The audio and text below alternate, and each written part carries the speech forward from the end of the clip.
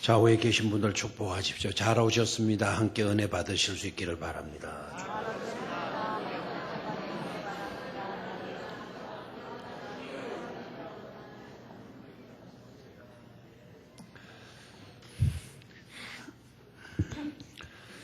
미국 어느 교회 주보 광고에 이런 광고가 실렸었습니다. 어느 여전도의 주관으로 아마 광고가 된 것 같아요. 다음 주 토요일에는 그라지 세일이 있을 것입니다. 여전도의 주관으로 그라지 세일이 있을 것입니다. 그 다음에 구절이 중요한데요. 꼭 집에 남편들을 데리고 와 주시기 바랍니다. 라는 광고였어요. 전혀 반응이 없어요. 그라지 세일이 뭔가 하니까 차고에서 이루어지는 세일인데 집에 이제 필요 없는 물건들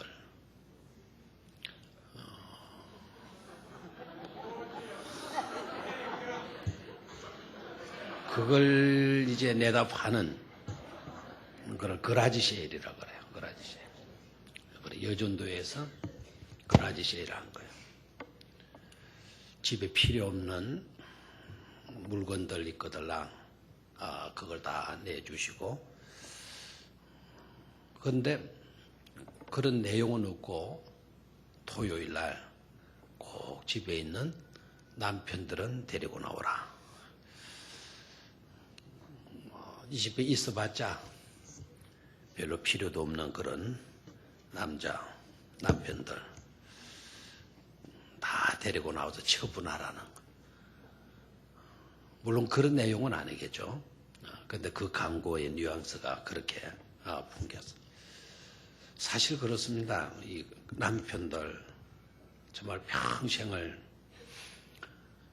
바깥에 나가서 일한다고 고생 많이 하잖아요. 사실 자기의 삶을 살기보다는 가족의 삶을 산 거죠, 평생을. 그러니까 자식들, 집안 식구들 먹여 살린다고 열심히 일들을 한 거고, 직장을 위해서도 열심히 또 일해 준 거고, 또 교회를 위해서도 열심히 일한 거가 될 건데, 그런데 열심히 살았는데 그와 같이 수고의 열매는 보이지를 않고 있어봤자 별 필요가 없는 그런 존재로 이렇게 비춰지게 될 때 허탈감에 빠지잖아요. 내 인생은 정말 헛살한 것이로구나.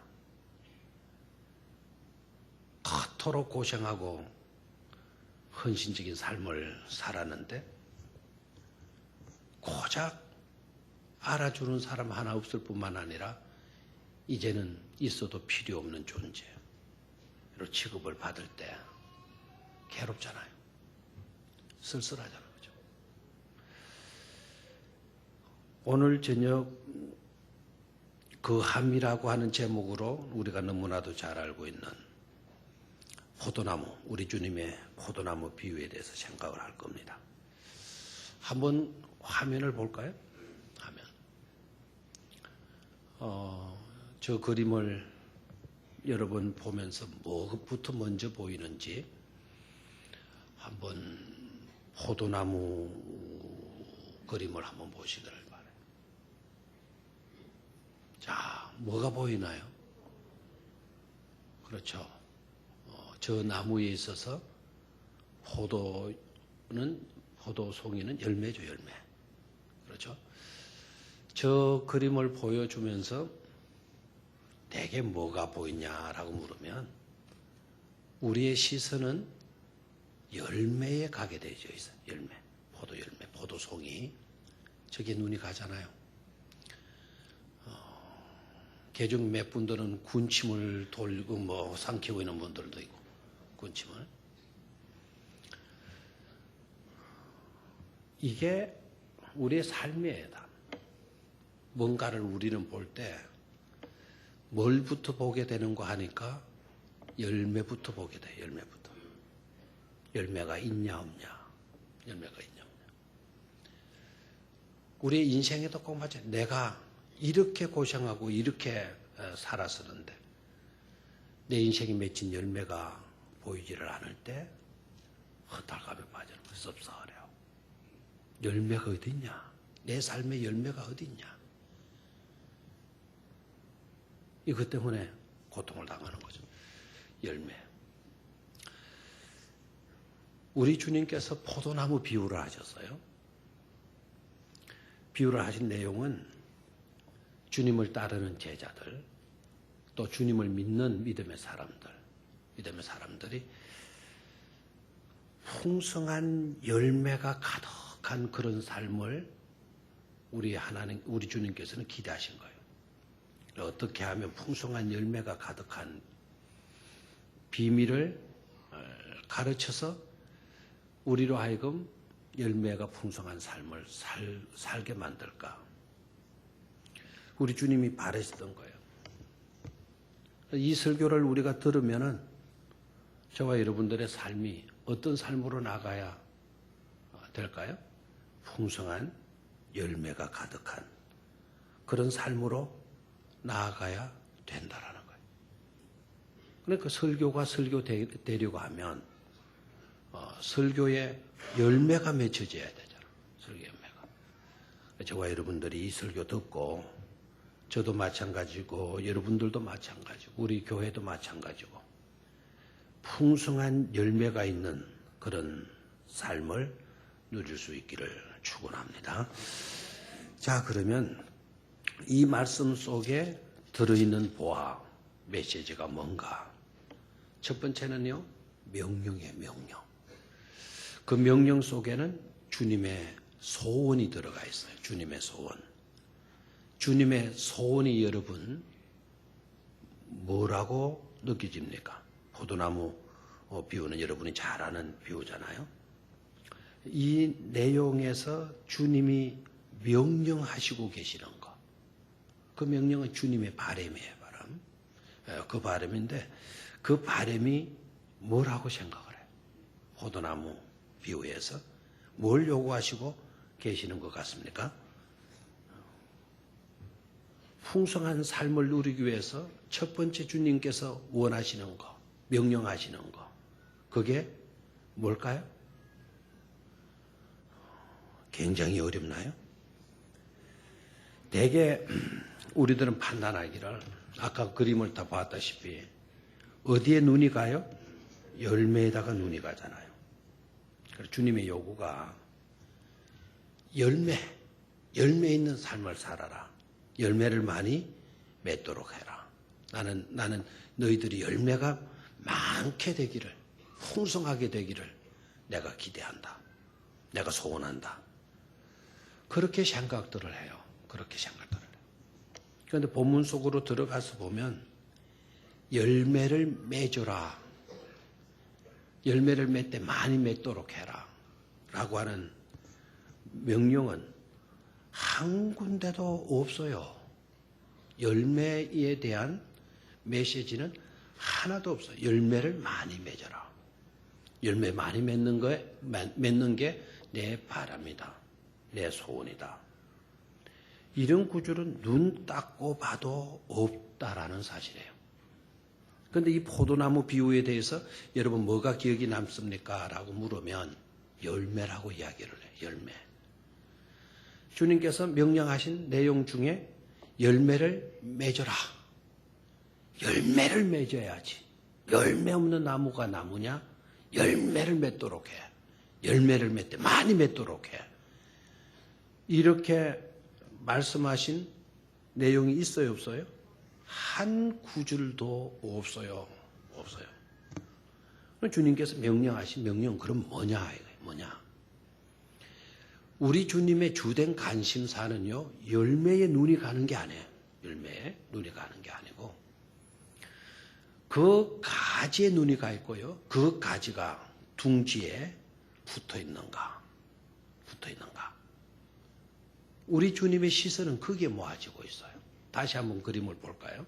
다시 한번 포도 그림을 보죠. 자, 우리는 어디에 눈이 갔어요? 아주 특이한 분이 있습니까? 나는 저 포도가 눈에 보이지 않고 이파리에 눈이 갑니다. 이파리. 물론 이파리가 있죠. 눈이 가겠죠.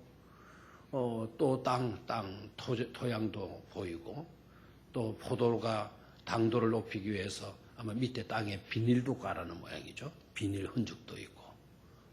관찰력이 뛰어난 사람들은 아마 저런 것까지 이야기를 할 겁니다.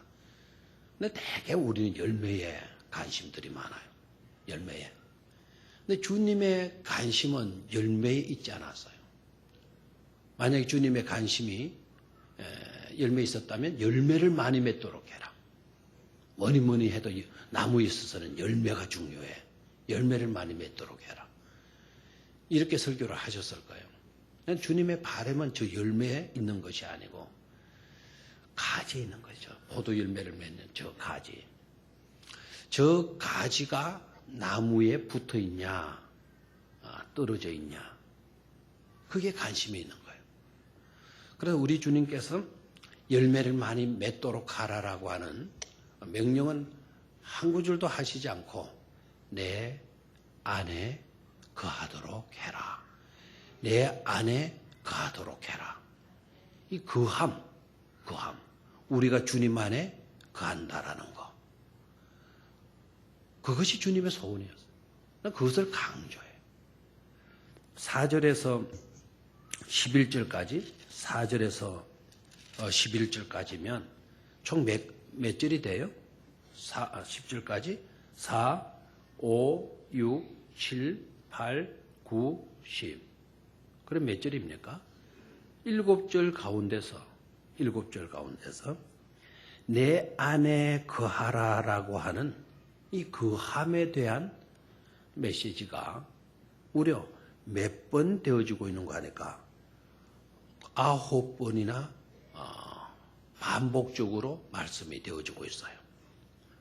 4절에서 10절까지 거하라라고 하는 내용이 몇 번 나와요? 9번. 그러면 7절에서 9번 나왔으니까 매절에 한 번 이상씩은 거함이라는 말씀이 나오고 있잖아요. 되나요? 그래서 주님이 원하시는 것, 주님이 바라시는 것은 바로 뭐였는가? 우리가 주님 안에 거하는 것이었다. 열매에 있지 않고 우리 자신들이 어디에 거하는 것?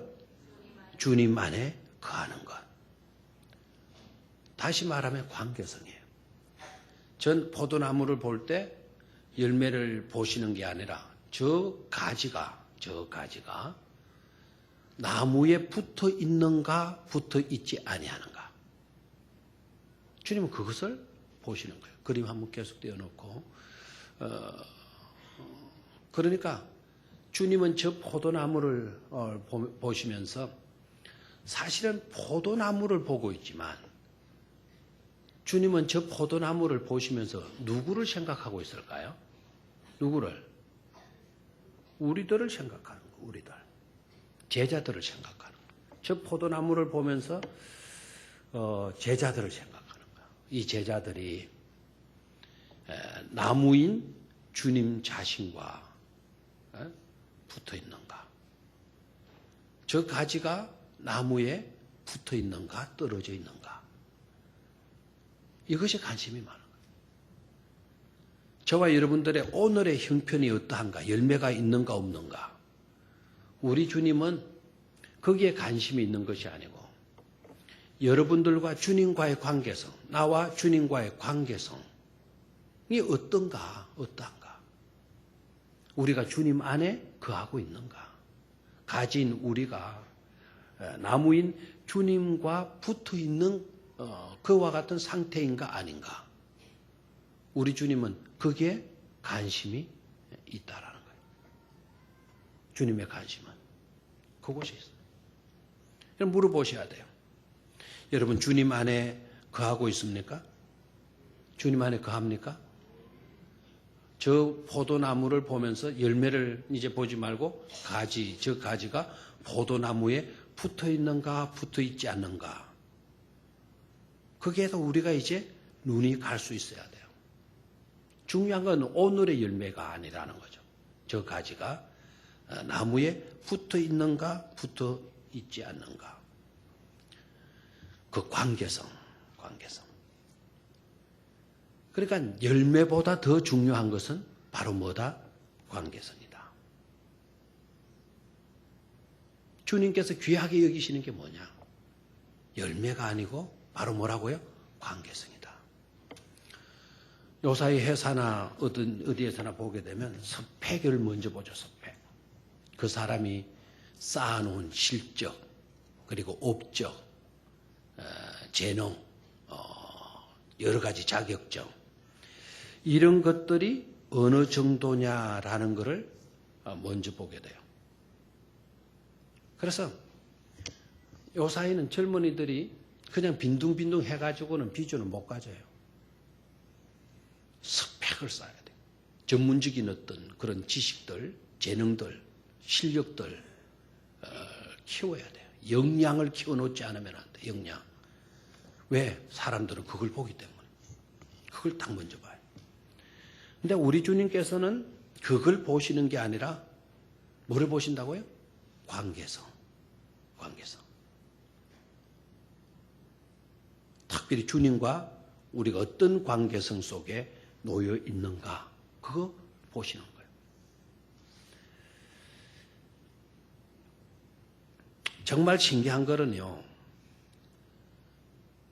사람이 누군가를 사랑하게 되면 인격적인 관계성에 대해서 집착하게 되잖아요. 가령 예를 들어서 보면요, 백화점에 가서요, 어떤 옷을 봅니다. 옷을 딱 보면서 여러분 주로 어떤 감정을 가지게 돼요?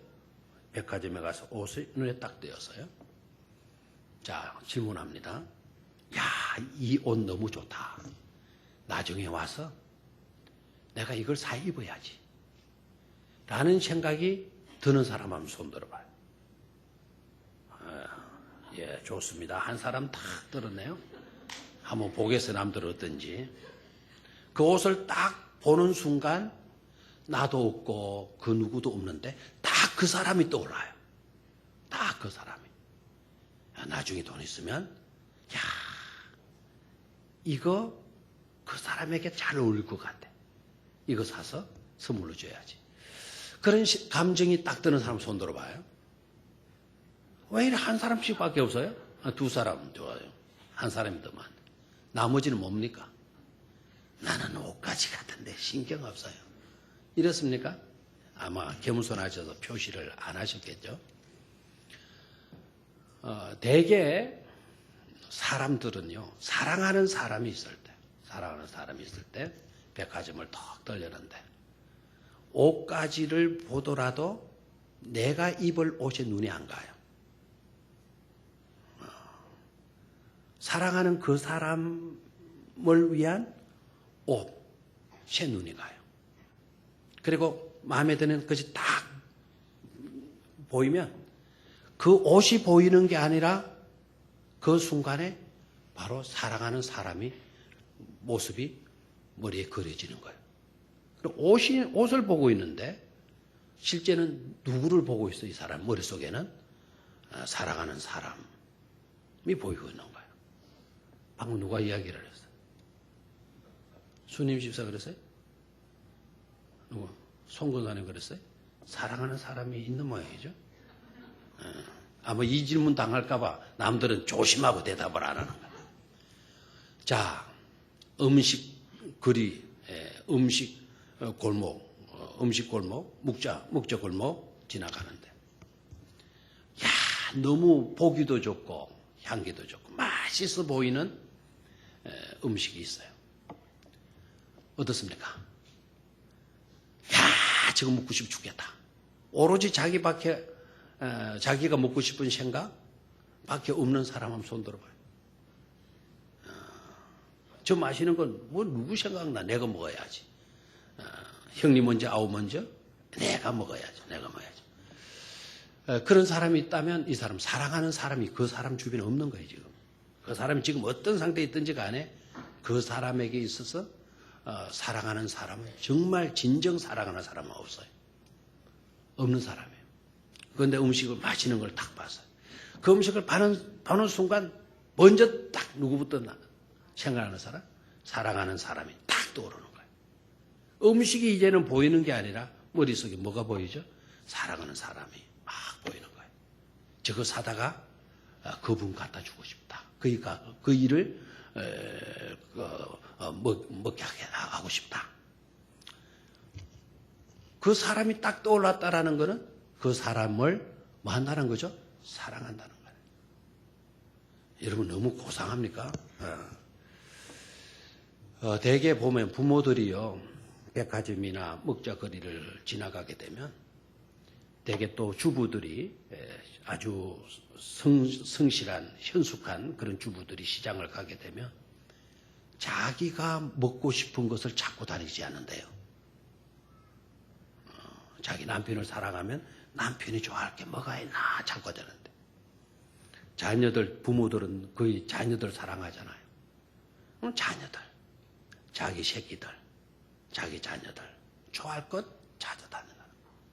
그럼 뭐가 딱 나타났어. 뭐가 딱 나타나면 그 아이에게 이것이 벌써 가 있어요. 그 아이가 그것을 맛있게 먹는 모습이 막 머리에 그려지는 거예요. 그래, 아무리 가난하고 힘들다 하더라도 지갑을 열까요, 안 열까요? 지갑을 열까요, 안 열까요? 열죠. 삽니다. 맛있는 냄새가 솔솔 풍깁니다.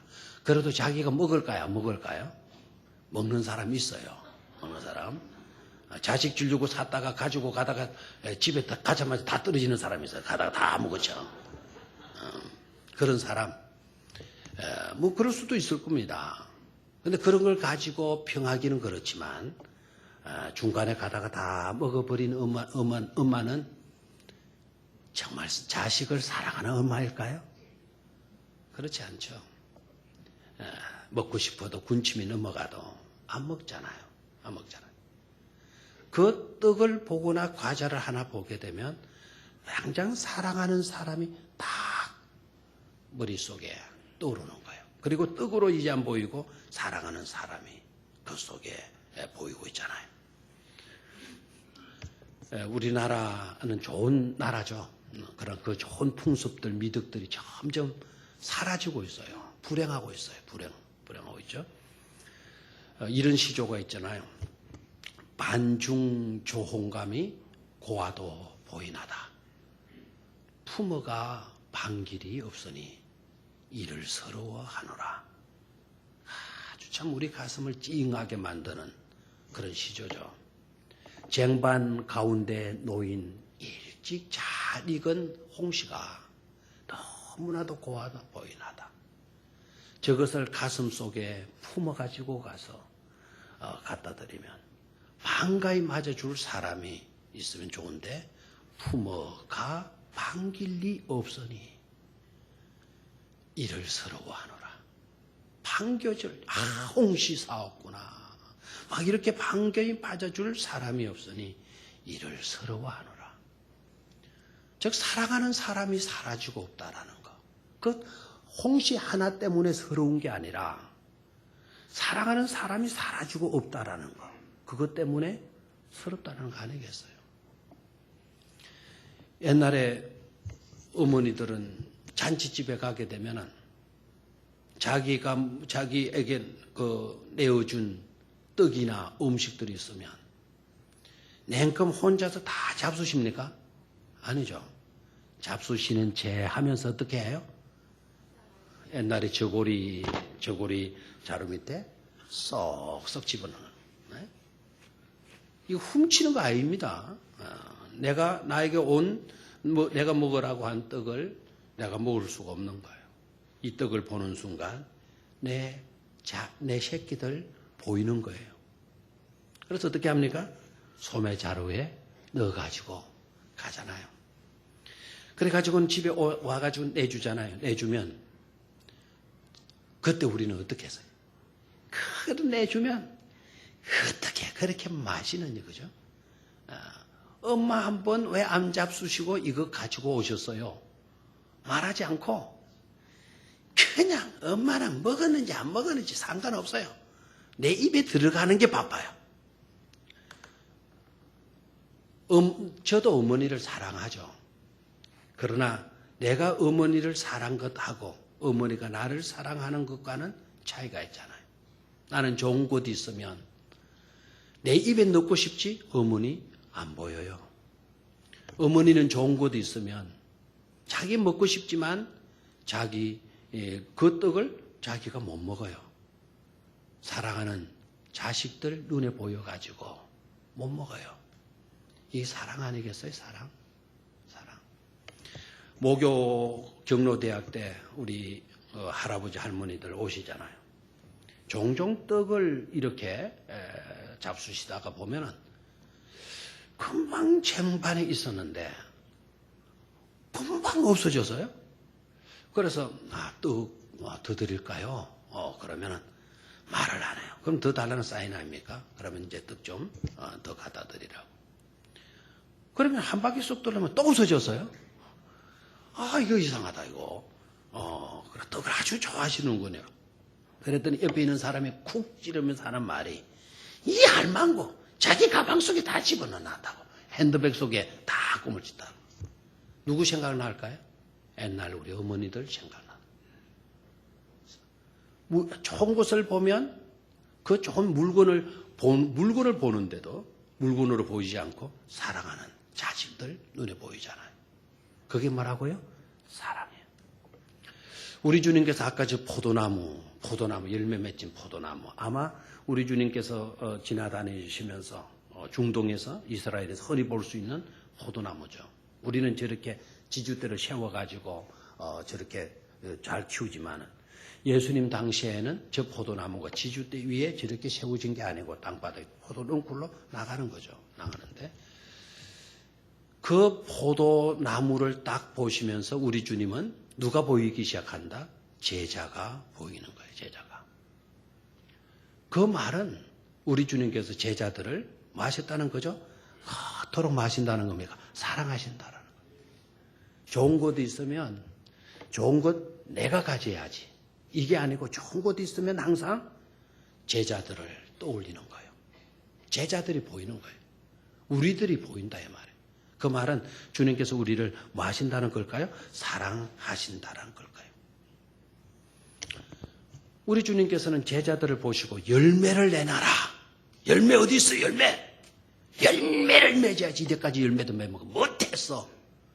이렇게 야단하시는 주님이 아니시고 우리 주님의 관심은 이 가지가 포도나무에 붙어있나 붙어있지 않나, 열매가 있나 없나 관심이 아니고 이 가지가 포도나무에 붙어있나 안 붙어있나, 내 안에 거하고 있나 거하고 있지 않나 하는 것에 우리 주님은 관심이 있었다라는 거예요. 왜냐하면 그것이 중요하기 때문에. 열매를 내놓으라. 열매를 어떻게든 맺어야지.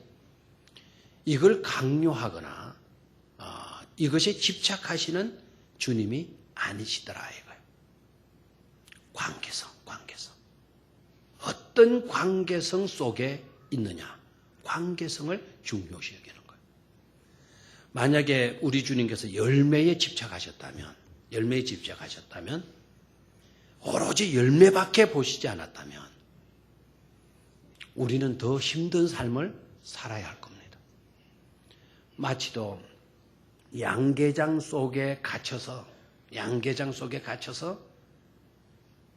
알이나 잘 낳아주는, 그래서 알이나 잘 낳아주면 주인이 기뻐하는 그런 존재밖에 되지를 않을 것입니다. 주님은 우리가 알을 얼마나 많이 낳느냐 안 낳느냐, 양계장에 가두어 놓고 알이나 쑥쑥 잘 낳는 그런 자로, 그런 존재로 우리를 취급하지 않으신다는 사실이에요. 비록 열매가 많든 적든 오늘의 열매가 있든 없든 중요한 것은 관계성. 우리가 주님 안에 거하고 있는가 하는 관계성을 우리 주님은 중요시 여긴다라는. 알겠나요? 그래서 주님의 바람은 어디에 있다? 열매에 있다? 아니면 관계성에 있다? 관계성에 있다. 그걸 깨달아야 돼요. 관계성. 이 나무를 한번 볼까요? 이 나무. 여러분 이 나무를 보면서 뭘 생각하죠? 이 나무를 보면 야 예쁘다. 그렇죠? 꽃꽂이. 저 위에 저거는 석류 같기도 하고 홍매화 같기도 하고 매한지 석류인지 석류는 조금 늦게 피는 편인데 아마 석류일까요? 매화 같겠죠? 그렇죠? 예뻐요 안 예뻐요? 예쁘죠. 그런데 저건 안타깝게도 예쁘지만 뭡니까? 잘려져 있어요. 잘려져 있어요. 내년 이맘때는 이 나무에서는 이 꽃을 우리는 기대할 수가 없습니다. 내년에 이 나무는 틀림없이 이 강단에 놓일 수가 없을 겁니다. 아니 내년까지 가지도 않겠죠. 일주일이면. 이렇게 아름답게 꽂혀진 이 꽃들은 쓰레기장으로 아마 치워주고 말 겁니다. 이유가 뭐죠? 이 꽃이 예쁘지 않아서가 아닙니다. 예쁩니다. 이유는 뭐죠? 잘려졌기 때문에. 관계성이 잘려졌기 때문에. 그런데 우리가 주되게 여겨야 될 거, 열매보다는 어디로 가야 돼요? 관계성. 내 삶에 지금 드러나고 있는 어떤 형편들, 그게 눈이 가지 말고 어디에 가 있어야 된다? 주님과의 관계성. 내가 주님 안에 거하고 있는가? 가진 나는 포도나무인 주님께 붙어 있는가? 이것이 중요하다 이거예요. 아멘입니까? 그래서 올 한 해 동안 저와 여러분들 물론 열매도 맺어야 되겠지만 그 조금 더 생각을 하고요. 우선 해야 될 일은 열매보다 어디에 있다? 관계성. 아멘? 자, 열매보다 어디에 있다? 관계성. 다시 한번 열매보다 어디에 있다? 관계성. 관계성을 중요시 여겨야 돼요. 우리 주님의 원하시는 바는 바로 관계성이다 라는 거죠. 두 번째, 이 관계성이 중요하고 두 번째는 결과예요. 결과. 관계성을 제대로 하게 되면 그 결과가 반드시 나타나게 되어져 있어요. 그 결과는 바로 뭡니까? 열매라고 하는 것으로 나타나게 돼요. 그런데 그 열매가 그냥 딱 붙어지는 게 아니고 저절로 열매를 맺게 된다는 거예요. 뭐라고요? 저절로 열매를 맺게 된다. 5절을 같이 읽습니다. 5절 시작. 5절.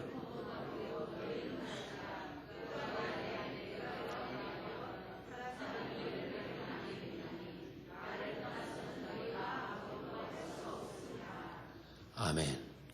자, 거기에 강조되는 거, 거하면, 거하라.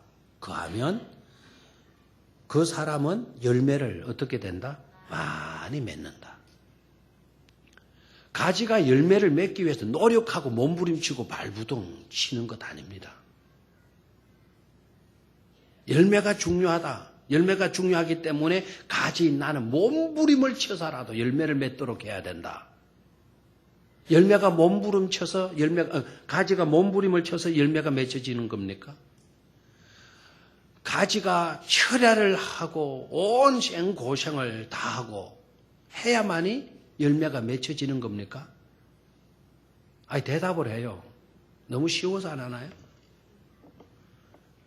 열매가 몸부림치고 철야를 하고 머리를 싸매고 허리를 동이고 이빨을 악물고 노력하고 수고하고 했기 때문에 열매를 맺는 게 아니라 가지가 포도나무에 붙어 있기만 하면 저절로 그 가지에 꽃이 피고 뭐가 맺힌다? 열매가 맺힌다라는 거예요. 그래서 그 함이 중요한 거예요. 열매에 초점을 맞추지 마십시오. 열매는 자연적으로, 자동적으로 우리의 삶 가운데 달리게 되어져 있다라는 거예요. 맺히게 되어져 있다라는 거예요. 다 맺히는 건 아닙니다.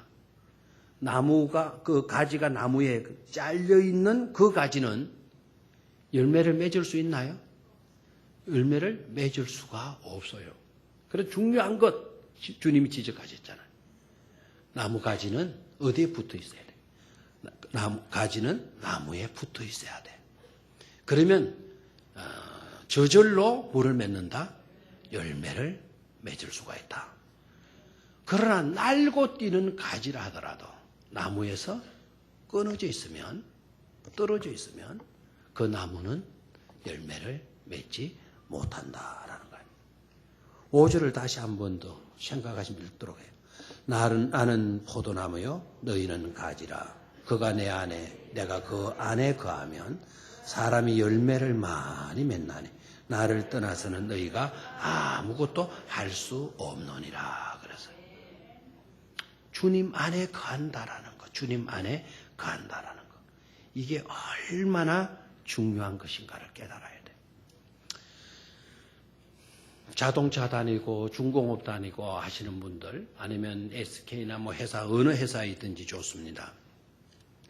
여러분이 회사 다니면서 중요한 거는 생산량에 있습니까? 그 회사와 여러분들과의 관계성 속에 그 회사의 그 성장이나 쇠퇴나 그런 것에 달려 있는 것일까요? 생산을 많이 해내면 그 회사는 좋은 회사, 잘 나가는 회사라고 생각이 되죠. 그렇죠? 회사는 어떤 생산량을 높여야 돼요. 생산량을 높여서 잘 팔면 그 회사는 잘 나가는 회사가 될 거예요. 많이 생산했다 하더라도 판로가 막히게 되면 공장 문 닫을 수밖에 없어요. 근데 이제 대다수 회사들이 만약에 자동차에서 직원들을 쓰는데 그 직원들을 차를 만들어내는 도구로, 차를 많이 생산해내는 도구로만 직원들을 관리한다고 한다면, 그 취급을 한다면 자동차 회사는 좋은 회사일까요? 안 좋은 회사일까요? 안 좋은 회사예요. 차를 많이 생산해내는 데만 그냥 근로자들을 죽으라고 돌리고 있어요. 그래서 우선은 많은 차를 생산해낼 수도 있을 거예요. 그래서 판로를 차가 없으면 차가 많이 팔리고 있는 시대니까 잘 나가는 회사가 되겠죠. 근데 그런 회사는 좋은 회사가 아니에요. 생산량에 치중하기보다 회사와 근로자들과의 관계성을 아름답게 해가는 회사. 그런 회사가 좋은 회사가 되는 거예요. 그런 회사는 어떤 형편에 놓이든지 간에 어떤 불황이 닥친다 하더라도 그 불황을 헤쳐나갈 수 있는 좋은 회사가 되어질 수 있다는 거예요. 지금 이 시대가 그렇고 해서 이분 소개하고 싶은 마음은 없지만 야마다 사장 셀러리맨의 천국을 만들다라고 하는 책이 있는데 MBC 스페셜에서 MBC에서 저 회사를 가서 취재를 하고 그래서 야마다 사장.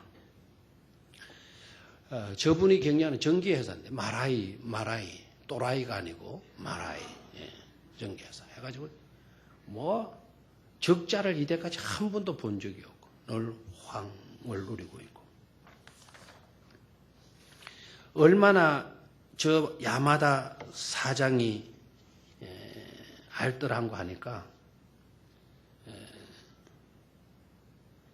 전기세가 아까워가지고 사장실에 들어가면 추리닝 차림으로 근무를 한대요. 평소에는 팬티 차림으로 지낸대. 연극 포스터를 사장실 벽에 붙여놓고는요. 거기다 메모를 한대요. 그리고 심심하면 회사를 어슬렁거리면서 자기가 손으로 쓴 표어, 전기 전략, 뭐 그런 거를 써가지고 스카치 테이프로 벽에다가 갖다 붙인대요. 그런데 이 회사가 얼마나 잘 나가는 회사인 거 아니까 일본 전기 설비 자재 분야에서 압도적으로 시장 점유율 1위를 차지하고 있다는 거예요.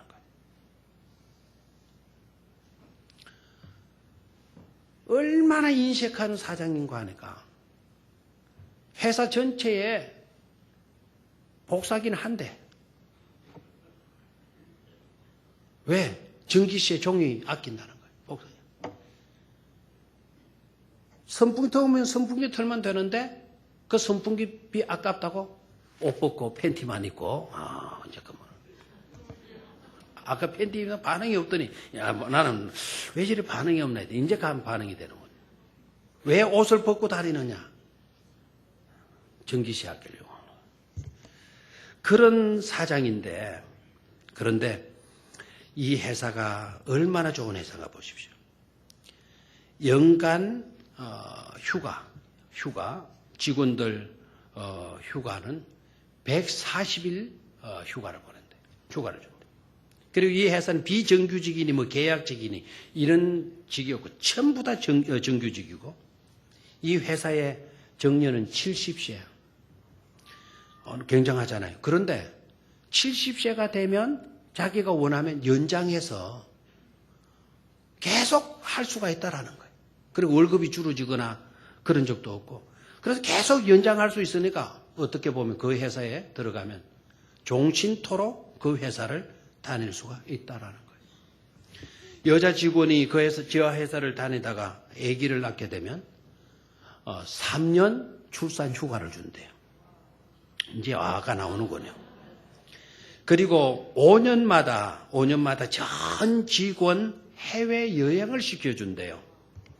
전 직원 해외 연수 비용은 그럼 어디서 나오냐? 아까 팬티 입고 다니고 해가지고 전기세 아끼고 종이세 아끼고 그 비용으로 전 회사 직원들 해외 연수를 5년마다 보내준대요. 그리고 이 회사의 연봉은 6천엔 정도 되고 6천만 엔 정도 되고 그리고 입사 조건도 너무 쉽고 외국인을 환영한대요. 그리고 우리 청년들 직장에 우리 한국이 잘 안 잡히거든. 일본이 지금 그렇긴 하지만 이 회사에 가면 틀림없이 취직이 돼요. 우리나라의 한 사람이 이 회사 원서를 냈더니 면접도 안 보고 그 회사 직원으로 채용하더래요. 그럼 왜 그렇게 하냐니까 먼 데서 왔다고. 제일 먼 데서 왔다고. 그래서 면접도 안 보고 그냥 입사시켜 주더래요. 그리고 이 회사에 재미나는 거는 승진은 그럼 어떻게 하느냐? 승진할 때면 승진의 때가 되면 개인의 이름들을 쭉 쓴 이런 용지들 갖다 놓고 책상 위에 탁 올려놓는데요. 그리고는 선풍기로 최대한 그 높은 선풍기를 확 붙인대요. 그러면 이 종이들이 이름이 적힌 종이들이 휙 날아갈 거 아닙니까? 그래서 제일 멀리 나가는 그 종이 부장, 그 다음에 두 번째 나가는 건 과장, 뭐 이런 식으로. 한마디로 정말 웃기는 회사 아닙니까? 직원 승진시키는데 그런 식으로 직원을 승진시키다니. 그런데 MBC가 가가지고 인터뷰를 했어요. 인터뷰를 여자 사원하고 인터뷰를 했는데 이 여자 사원이 인터뷰를 하면서 이런 말을 하더래요. 당신은 집이 좋습니까? 회사가 좋습니까? 라고 물으니까 이 여자 사원이 이렇게 말을 하더래요. 저는 집에 있는 것보다 회사에 있는 게 훨씬 좋아요. 딱 한마디 하더라고요. 여러분, 이 회사에서 굉장히 관심이 끌리는 모양인데요. 이 회사의 특징이 어디 있을까요? 이 회사가 휴가를 많이 주고 뭐 까다롭지 않고 뭐 이러기 때문에 뭐 회사가 좋은 회사일까요? 여러분 그걸 보면 잘못 본 거예요. 이 회사의 뛰어난 점은 회사와 직원들, 사원들 간의 관계성이 있어요. 관계성. 집안 식구들의 관계성보다도 회사에 있는 것이 훨씬 좋다라고 하는 것은 회사의 안에 관계성이 더 좋다라는 것 아닙니까? 그렇죠? 이런 회사이다 보니까 이 회사가 좋은 회사가 될 수가 있는 것이죠. 우리 교회가 좋은 교회가 되어지려면 시설, 어떤 조건 이런 데 찾지 마십시오. 주님과의 관계성, 성도 간의 관계성, 우리 목회자, 교역자들과 성도 간의 관계성. 이 관계성이 어떤 것보다도 잘 되어져 있다면 우리 교회는 가장 복된 아름다운 그런 교회가 되어질 줄로 믿습니다. 이런 관계성이 잘 되어져 있으면 교인들도 많이, 세상 사람들도 우리 교회로 올 것 아니에요. 집에 있는 것보다 어디 있는 것이 좋다? 교회에 있는 것이 좋다. 그런 평안함이 있는 교회. 그런 교회가 좋은 교회가 되어질 줄로 믿습니다. 이 관계성이 잘 되게 되면 저절로 뭐가 맺힌다? 열매가 맺힌다. 우리 교회도 관계가 좋은 교회가 되어지면 저절로의 열매, 부흥도 따르게 될 줄로 믿습니다. 그런 교회를 꿈꿀 수 있기를 주의 이름으로 축원합니다. 마지막 세 번째로 그러면 주님 안에 거하는 방법이 뭘까? 주님 안에 거하는 방법. 세 가지를 생각할 수 있겠어요? 주님과의 바른 관계성, 아름다운 관계성 속에 놓일 수 있는 길은 어떤 길일까? 7절을 다시 한번 봐요. 7절을 시작.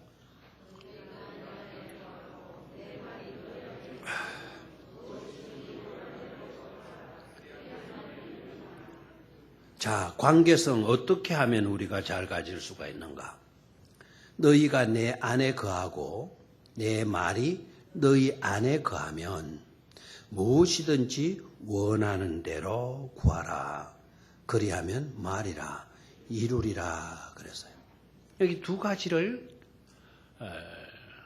발견할 수 있어요. 두 가지 그 방법을 발견할 수가 있어요. 첫 번째는 뭡니까? 주님의 말씀이 우리 안에 거하게 하는 거예요. 내 말이 너희 안에 거하면 됐습니까? 내 말이 너희 안에 거하면 우리가 주님 안에 거하기 때문에 주님과의 관계성은 이루어져 있잖아요. 그래서 명령하셨어요. 너희가 내 안에 거하도록 해라. 내 안에 거하라. 거함을 설교를 하셨죠. 자, 주님 안에 거하고 있는 저와 여러분들이 해야 할 일이 있어요. 주님의 말씀이 내 안에 거할 수 있도록 내 마음에 담는 일이 중요한 줄로 믿습니다. 말씀이 내 안에 거할 수 있도록. 아멘입니까? 그래서 우리가 주님 안에 어떻게 하면 잘 거할 수가 있는가? 그 방법이 뭔가라고 물으면 주님의 말씀을 어디에 담아라? 내 안에 담아라. 내 마음에 말씀이 거하도록 해라. 말씀이 주소지 삼을 수 있도록 해라. 거주지 삼을 수 있도록 하라는 거예요. 올 한 해 동안 주님의 말씀이 여러분의 마음속에 놀랍게 충만히 거할 수 있게 되기를 주의 이름으로 축원합니다. 말씀을 귀담아 듣고 말씀을 사모하면서 읽고 말씀을 공부하고 묵상하고 말씀이 내 안에 거하도록. 두 번째, 어떻게 하면 주님 안에 잘 거할 수가 있는가? 7절에서 두 번째 해답을 찾을 수가 있어요. 무엇이든지 원하는 대로 말아 구하라. 그래서 원하는 대로 구하라. 그러면 뭐죠? 그 원하는 대로 구하라는 말은 뭡니까? 기도하라는 말이죠. 기도하라는 말이에요. 그리하면 뭐 한다 그랬습니까? 이루리라 그랬어요. 질문해 봅니다. 열매를 우리가 맺는 겁니까? 아니면 하나님이 열매를 맺게 해 주시는 겁니까? 문제를 우리가 해결할 수 있는 겁니까? 아니면 누군가가 해결해 주셔야 되는 것입니까? 어떻게 하면 소원 성취하고 어떻게 하면 풍성한 삶을 누릴 수가 있을까요? 풍성한 삶을 어떻게 하면 누릴 수가 있을까요? 두 번째는요, 우리가 하나님께 뭐 하는 거예요? 기도하는 거예요. 기도하면 열매는 누가 맺게 해 주신다? 하나님께서 맺게 해 주신다. 우리가 열매를 맺는 게 아니에요. 우리가 문제를 해결해 가는 게 아닙니다. 문제 해결은 누가 해 주셔요? 하나님이 해 주셔요. 열매를 맺기 위해서 문제를 해결하기 우리가 할 수 있는 것은 없어요. 우리가 할 수 있는 건 없어요. 궁극적인 문제 우리가 해결할 수 없어요. 구원의 문제 우리 해결할 수 없어요. 죽음의 문제 우리 해결할 수 없어요. 노력해도 소용없어요. 우리가 할 수 있는 아무것도 없어요. 그런데 놀랍게도 아무것도 할 수 없다고 해서 그냥 주저앉아라, 절망해라, 포기해라 이게 아니고 그럴 때 말하는 거예요. 기도하라. 기도하라. 기도하면 이루어 주시는 분이 있다라는 거예요. 그 이루어 주시는 분이 누구입니까? 하나님이 이루어 주신다라는 거예요. 하나님이 열매 맺게 해 주신다라는 거예요. 그래서 기도로 우리는 말씀 안에 주님 안에 거할 수가 있는 것이죠. 아멘입니까? 기도할 때. 유명한 알버트 슈바이처 아시죠? 알버트 슈바이처. 이분께서 이런 이야기를 해요. 오늘날은 성공해야 한다는 이상을 추구할 때가 아니다. 성공해야지. 성공해야지. 그거를 추구할 때가 아니다라는 거예요. 오늘날은 사랑으로 봉사해야 한다. 라는 이야기를 해요. 그러면서 이어서 하는 말이 뭔가 하니까 아무런 죄도 없는 기도할 필요가 없으신 분, 그런 분은 유일하게 한 분밖에 안 계시는데 그 한 분은 바로 예수 그리스도잖아요. 정말 기도하지 않아도 되실 분은 딱 한 사람, 유일하게 한 사람, 예수 그리스도이신데 예수 그리스도도 기도를 하였다면 죄인인 우리는 어떻게 기도를 하지 않을 수가 있겠는가 생각해 봐요. 기도 없이 살아갈 수가 없어요. 그래서 기도로 하나님과 거할 수 있다. 하나님과 주님과의 그 주님 안에 거할 수 있는 것이다 라는 거예요. 마지막 하나. 그 밑으로 내려갑니다. 9절입니다. 9절. 시작.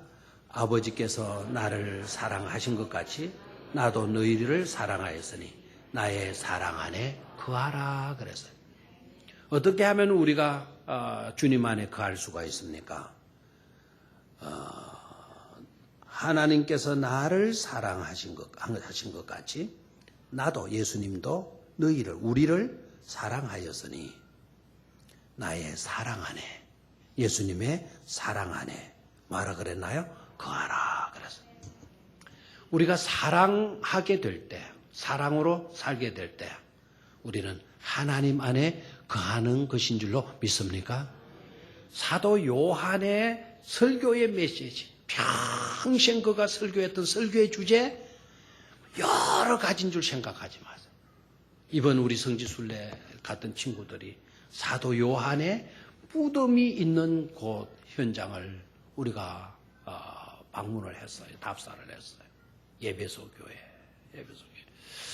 사도 요한의 무덤이 이곳에 있다라고 여겨지는 그 지역을 방문을 했어요. 그때도 제가 교육할 때 우리 청년들에게 이야기를 한 적이 있어요. 사도 요한의 연세가 굉장히 높아서 그 동도 완전히 불편할 때 그래도 수많은 무리들이 요한 사도 요한의 설교를 듣기를 갈망했다라는 거예요. 그래 거동이 불편한데 어떻게 나와요? 제자들이 가서 들것으로 그 사도 요한을 들고 나와요. 강단에 세워놓으면 강단에 세울 힘도 없는 거예요. 막 안쓰럽잖아요. 얼마나 힘들고 얼마나 불편하겠어요. 막 제자들이 부축해가지고 어깨를 자기 어깨 넣고 막 이렇게 막 사도 요한이 서 있는 힘도 없어서 막 제자들 이렇게 기대면서 마이크를 갖다 주면 마이크도 없었게 해주면 이런 걸 갖다 주면 막 하고 막 그냥 설교 내용이 뭔 줄 알아요? 사랑하는 자들아, 우리가 서로 사랑합시다. 다 그 한마디 설교.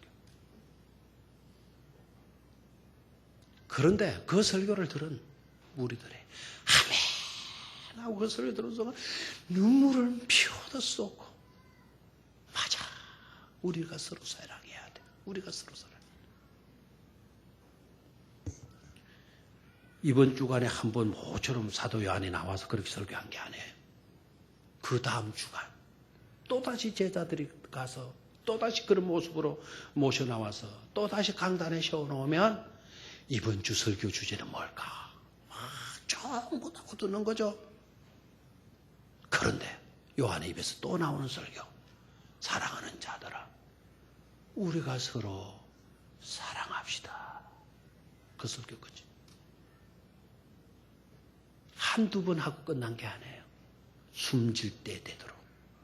그렇게 나왔고, 그 입에서 나오는 설교는 오직 하나.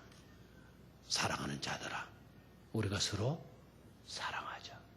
아멘입니까? 우리 옆에 있는 사람들에게 진지하게 사도 요한의 그 숨이 모아지는 그 순간까지 그 주제만으로 설교를 했다면 우리 좀 팔팔하잖아요. 옆에 있는 사람에게 사랑합시다. 우리 서로 사랑합시다. 인사들 나누시길 바라요.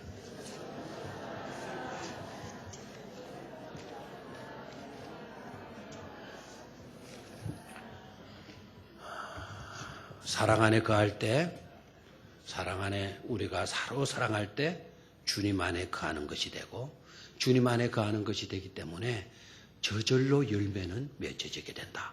그래서 열매가 많이 맺혀지게 되면 우리가 하나님의 사람, 주님의 제자인 것을 알게 될 거고 나타나게 될 거고 그 일로 인하여서 세상도 아름답게 될 뿐만 아니라 저와 여러분들의 삶이 풍요로운 풍성한 삶이 이루어지게 될 줄로 믿습니다. 꼭 그렇게 살 수 있기를 주의 이름으로 축원합니다.